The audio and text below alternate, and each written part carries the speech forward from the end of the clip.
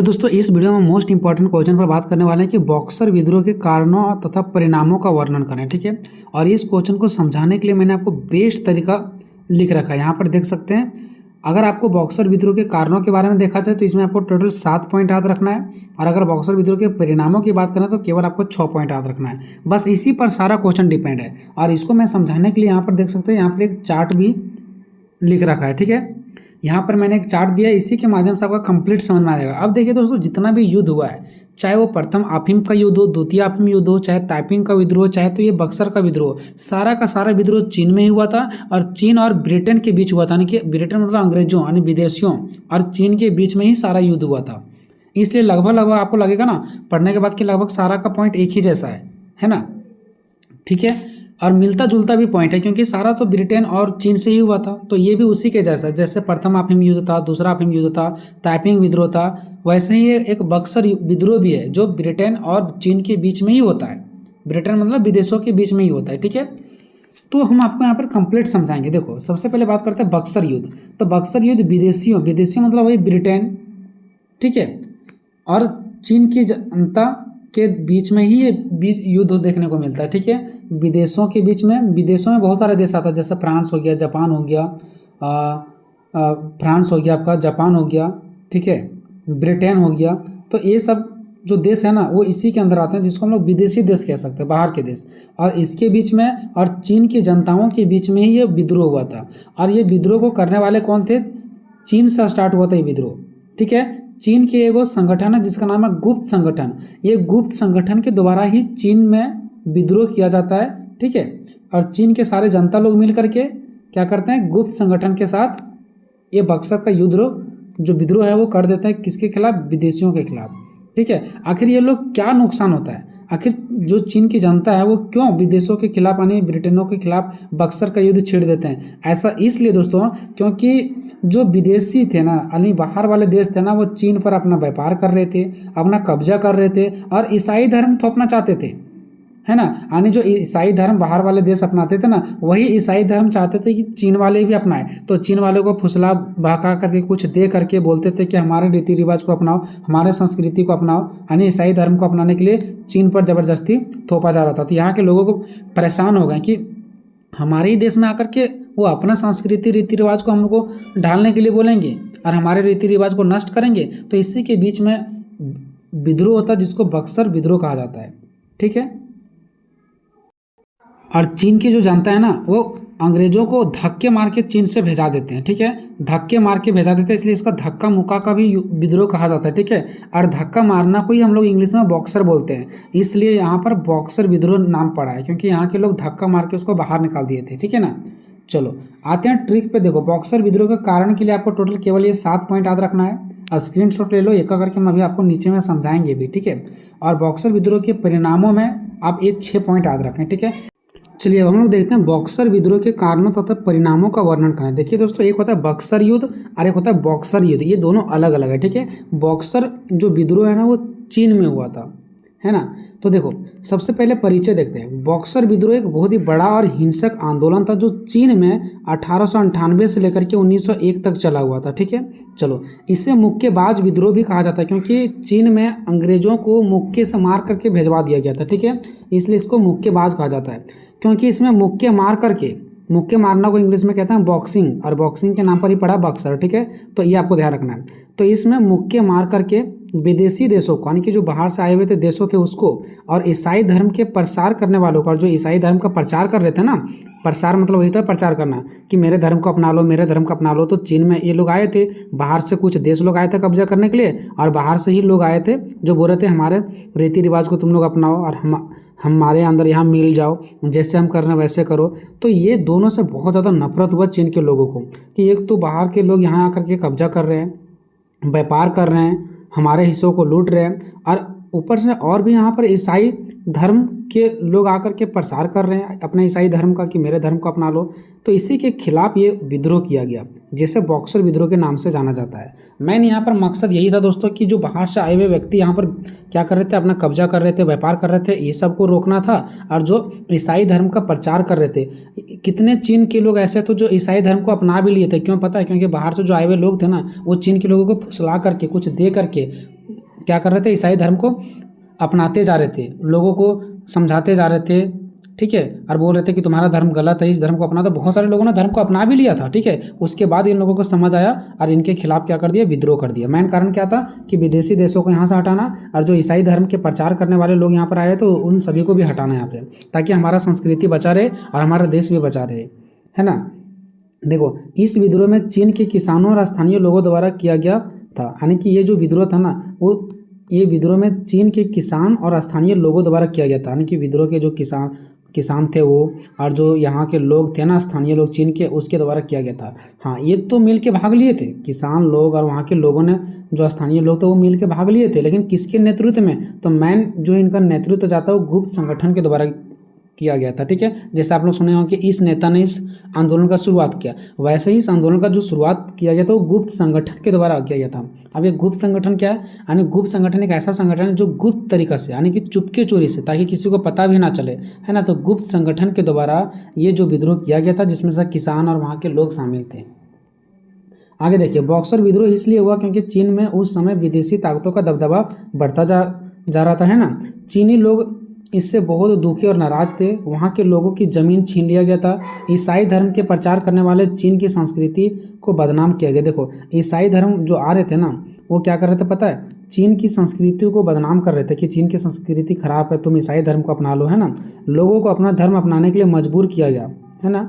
साथ ही विदेशी देश, जो बाहर से देश आए हुए थे, चीन में अफीम का व्यापार फैलाकर चीनी को, जनता को बर्बाद कर रहे थे। यानी बाहर से जो देश आए तो वो तो अपना धर्म का भी प्रचार कर रहे हैं और यहाँ के धर्म को गलत बोल रहे हैं, साथ ही साथ वो अपना व्यापार को भी फैला रहे थे, जिसमें से अफीम का व्यापार करते थे, अफीम को बेचते थे। और अफीम एक बहुत ही नशीला पदार्थ है जो कि चीन के लोगों को बर्बाद कर रहे थे, है ना।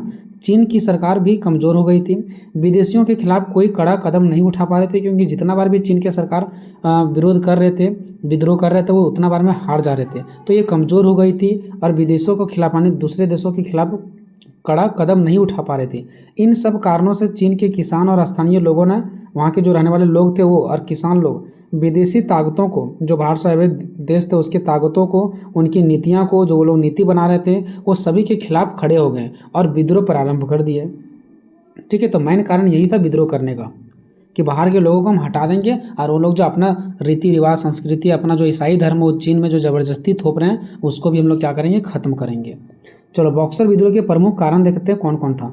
तो विदेशी ताकतों का दबदबा, विदेशी ताकत, जो ताकत था वो, उसका दबदबा यहाँ पर बढ़ते जा रहा था, इसलिए लोगों ने विद्रोह किया। ईसाई धर्म का प्रसार कर रहे थे, इसलिए यहाँ के लोगों ने विद्रोह किया। अफीम का व्यापार कर रहे थे, इसलिए यहाँ के लोगों ने विद्रोह किया। चीनी सरकार की कमजोरी, अब देखो चीन की सरकार कमज़ोर होते जा रही थी, तो लोगों को लगा कि अब हम लोगों को ही कदम उठाना पड़ेगा, इसीलिए चीन के लोगों ने विद्रोह किए। प्राकृतिक आपदाएं और संकट, भूखमरी, सूखा, ये सब देखने को मिला। लोग अत्याचार हो गए, जिसकी वजह से क्या कर दिए, आंदोलन कर दिए, विद्रोह कर दिया।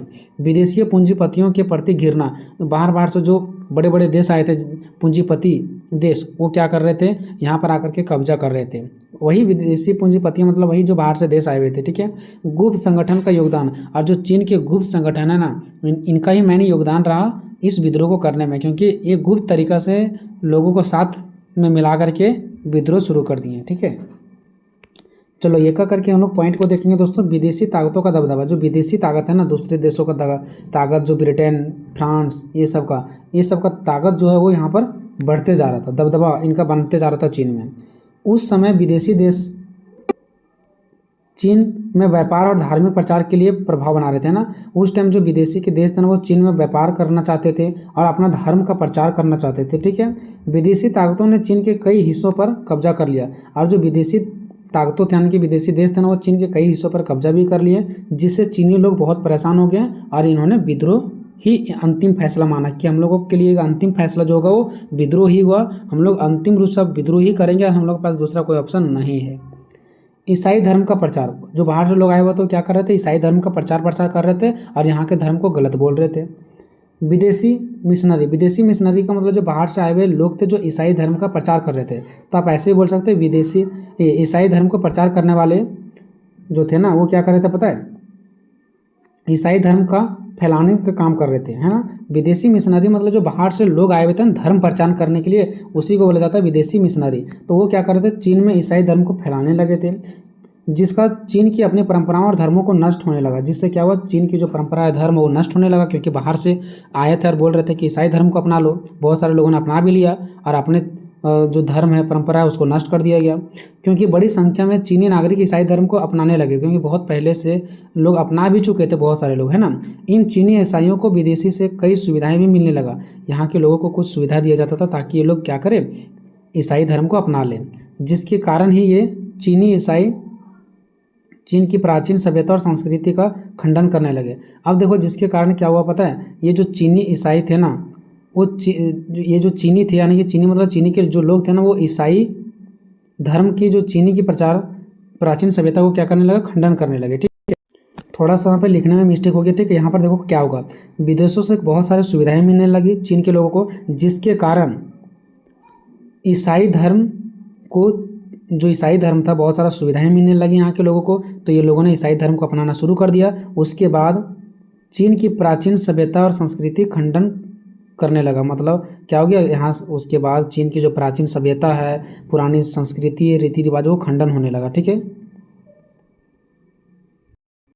ये वाला जो चीनी है ना, इसको मिटा देना है। ठीक है, तो क्या हो जाएगा, जिसके कारण ही ये ईसाई जो थे वो चीन की प्राचीन सभ्यता और संस्कृति का खंडन करने लगे। ठीक है, आगे देखते हैं। चीन पर इल्ज़ाम लगाया जा रहा था कि अपने संस्कृति को नष्ट कर रहे हैं। अब देखो यहाँ पर क्या हुआ, एक तो बाहर से आए हुए देश जो थे, बाहर से जो लोग आ रहे थे, वो चीन को बोल रहे थे ज़बरदस्ती कि ईसाई धर्म को अपना लो, ईसाई धर्म को अपना लो। और बहुत सारे जो लोग थे वो ईसाई धर्म को अपना भी लेते हैं। उसके बाद भी वो क्या बोलते हैं, अंग्रेज़ लोग जो बाहर से आए हुए थे, वो बोल रहे थे कि देखो, अपने संस्कृति को ये लोग नष्ट कर रहे हैं और विदेशी संस्कृति को अपना रहे हैं। कैसे हैं ये लोग, है ना, उल्टी इन लोगों को बोलने लगे। ठीक है, और यहाँ के किसानों की संपत्ति को भी छीनने लगे, जिसके कारण चीनी लोगों के मन में क्रोध की भावना उत्पन्न हुआ। ठीक है, और युद्ध का कारण बना। अफीम का व्यापार, देखो विदेशी लोग यहाँ पर आकर के अफीम का व्यापार कर रहे थे, ब्रिटेन वगैरह। ठीक है, तो वो लोग अफीम का व्यापार कर रहे थे, तो यहाँ के लोगों का ज़िंदगी बर्बाद हो रहा था। तो इसकी वजह से भी क्या किया गया, युद्ध किया गया। यूरोपीय देश का मतलब वही हो गया, अंग्रेज बोलो, ब्रिटेन बोलो, विदेशी देश बोलो। ठीक है, तो यूरोपीय देशों ने अफीम का व्यापार चीन में बढ़ाया, जिससे चीनी किसानों और मजदूरों की ज़िंदगी पूरी तरह प्रभावित हो गया। ठीक है, क्योंकि अफीम जो है ना, वो बहुत ही नशीला पदार्थ है। ठीक है, चीनी की जनता को गरीबी और आर्थिक संकट से जूझना पड़ा, क्योंकि ये लोग खरीदते थे अफीम और इससे कोई फ़ायदा नहीं होता था, और अब उल्टा इन लोगों को नुकसान होता था, स्वास्थ्य से संबंधित बीमारियां होता था। ठीक है, और इन लोगों के इलाज में भी पैसा खर्चा हो जाता था। मतलब आर्थिक संकट उत्पन्न हो गया, गरीबी उत्पन्न हो गया। चीनी सरकार की कमजोरी, अब यहाँ पे चीन सरकार बहुत कमज़ोर होते जा रही थी, जिसकी वजह से कुछ एक्शन नहीं ले पा रही थी, है ना। चीन की शाही सरकार मतलब वही, चीन की जो सरकार है वो कमज़ोर थी, विदेशी शक्तियों के दबाव में अधिक कुछ नहीं कर पा रही थी। मतलब विदेशी शक्तियों के लिए, जो विदेशी देश थे, उसके लिए कुछ ज़्यादा नहीं कर पा रही थी। इससे लोगों में विदेशी विरोध बढ़ा। इससे लोगों में क्या हुआ, विदेशी के प्रति विरोध बढ़ा, जो बाहर से आए हुए देश थे उसके प्रति विरोध बढ़ा। और सरकार की नाकामी से, क्योंकि सरकार नाकाम थी, काम करने में अच्छे से काम कर नहीं पा रही थी, तो सरकार की नाकामी से उनकी नाराज़गी बढ़ी, जनता लोगों में नाराज़गी बढ़ी कि हमारा सरकार कुछ नहीं कर पाएगी, और वो लोगों ने खुद से ही विद्रोह करना शुरू कर दिया। प्राकृतिक आपदाएं और संकट, चीन में प्राकृतिक आपदा और संकट आ चुका था, है ना। उस समय चीन में कई प्राकृतिक आपदाएं भी आई, जैसे कि सूखा, बाढ़, जिससे स्थिति और भी खराब होते चला गया। लोग भूखे प्यासे और दुखी थे, जिससे विद्रोह में तेजी आया। देखना कि जब भूखे प्यासे लोग रहेंगे ना, तो ज़्यादा गुस्सा आएगा। विदेशी पूंजीपतियों के प्रति घृणा, यानी चीन के लोगों के अंदर ना विदेशों वाले देशों के प्रति ना बहुत ज़्यादा घृणा होने लगा। विदेशियों ने, जो बाहर से आए हुए देश थे, चीन में व्यापार करने के लिए आए थे। ठीक है, बस चीन में आए थे कि हम व्यापार करेंगे, लेकिन धीरे धीरे चीन के संपूर्ण व्यापार को अपने नियंत्रण में लेते चल गए। मतलब पूरे चीन को कब्जा करते चल गए। पूंजीपतियों ने, वही पूंजीपतियों मतलब जो बाहर से आए हुए थे, ठीक है, पूंजीपतियों ने अपना नियंत्रण स्थापित कर लिया, चीन में अपने कब्जे में कर लिया। ऐसे में चीन के लोगों के मन में विदेशियों पूंजीपतियों के प्रति घृणा उत्पन्न होने लगा, दुश्मनी आने लगा, जलन की भावना उत्पन्न होने लगा, गुस्सा आने लगा, और इन लोगों ने विद्रोह किया। गुप्त संगठन का योगदान, चीन के एक गुप्त संगठन का योगदान रहा, जिसकी वजह से ये विद्रोह हुआ। वो चाहते थे कि अंग्रेजों को हम यहाँ से खदेड़ कर भेजा दें, और ये गुप्त तरीका से क्या बना रहे थे, अपना नीति बना रहे थे, और गुप्त तरीका से विद्रोह किए हैं। यह संघ विदेशी शक्तियों और उनके प्रभावों के खिलाफ विद्रोह का नेतृत्व कर रहे थे। जो गुप्त संगठन थे ना, वो विदेशी शक्तियों के खिलाफ विद्रोह कर रहे थे, ताकि वो यहाँ से छोड़ करके चले जाए और चीन एक आज़ाद देश बन जाए। नेक्स्ट है बॉक्सर विद्रोह के परिणाम। अब देखते हैं इसका परिणाम क्या रहा। तो 8 राष्ट्र गठबंधन की जीत। अब पता है चीन में और जब ब्रिटेन के बीच युद्ध हो रहा था, यानी कि बाहरी देशों के बीच युद्ध हो रहा था, तो बाहर वाले एक देश नहीं बल्कि 8 राष्ट्र मिल गए, 8 राष्ट्र का गठबंधन, मतलब 8 देश मिल गए और चीन पर आ गए। तो सोचो चीन की हार होगा कि नहीं होगा, इसीलिए चीन हार जा रहे थे। ठीक है कि अब इन लोगों को लगा कि बहुत चीन व्यापार करने के लिए रोक रहा है, तो चीन की जनता उछल रही है। ठीक है, अब देखते हैं कैसे उछलेगी। तो 8 राष्ट्र के सेनाओं को बुला दिया गया चीन में, यही इसका परिणाम हुआ। चीन की सरकार की कमजोरी बढ़ी और चीन की सरकार कमजोर होते गए और उधर से बाहरी देश का दबदबा बढ़ने लगा। विदेशी प्रभाव में वृद्धि, विदेशियों के प्रभाव में वृद्धि होते चल गया, विदेशी का जो पावर वो बढ़ते चल गया। मानव की जान माल की हानि भी हुआ। ठीक है, यहाँ पर होगा मानव की जान, ये नहीं है। ठीक है, मानव की जान माल की हानि, समाज में अशांति फैला और सुधार की मांग करने लगे। देखो 8 राष्ट्र गठबंधन की जीत।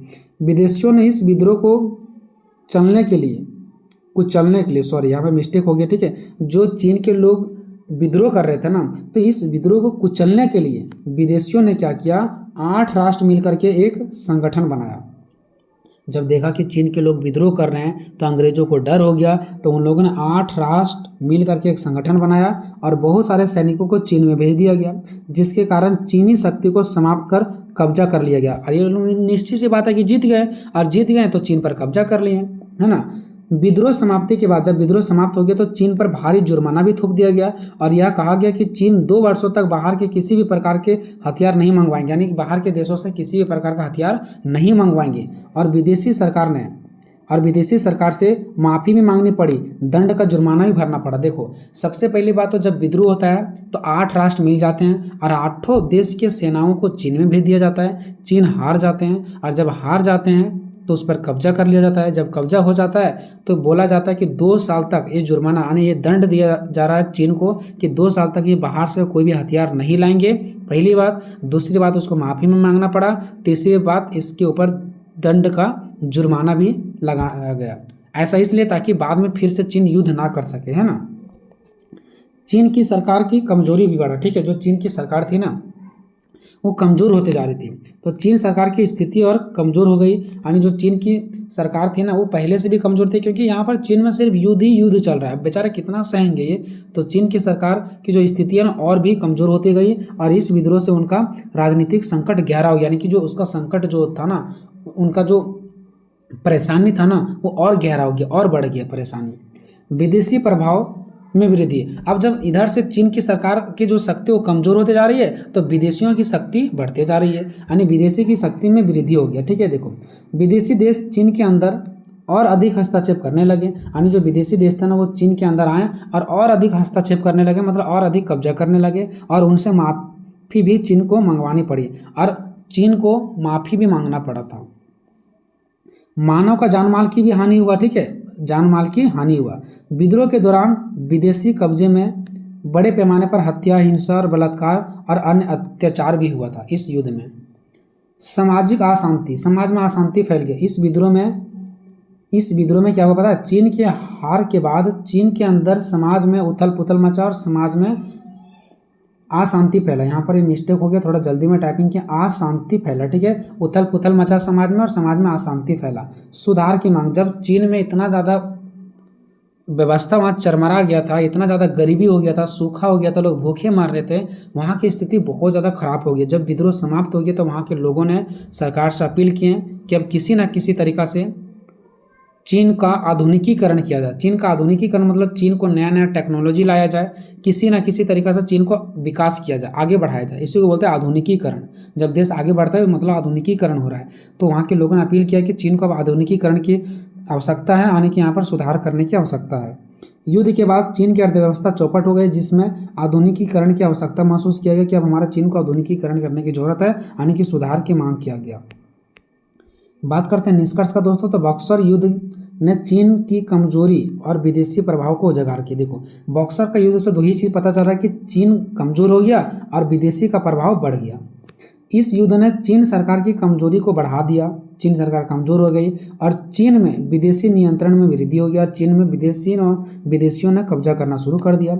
इसके परिणाम स्वरूप इसके कारण चीन को अपने सुधारों और आधुनिकीकरण की आवश्यकता महसूस हुआ कि अब चीन में सुधार करने की जरूरत है, यानी कि आधुनिकीकरण करने की आवश्यकता है। ठीक है, देश ने अपने आप को बदलने का प्रयास शुरू कर दिए हैं। ठीक है दोस्तों, तो ये था पूरा इसका कहानी। ये वीडियो क्या आपको समझ में आया या ना समझ में आया, कमेंट में जरूर बताइए। मिलेंगे नेक्स्ट वीडियो में, तब तक जय हिंद जय भारत।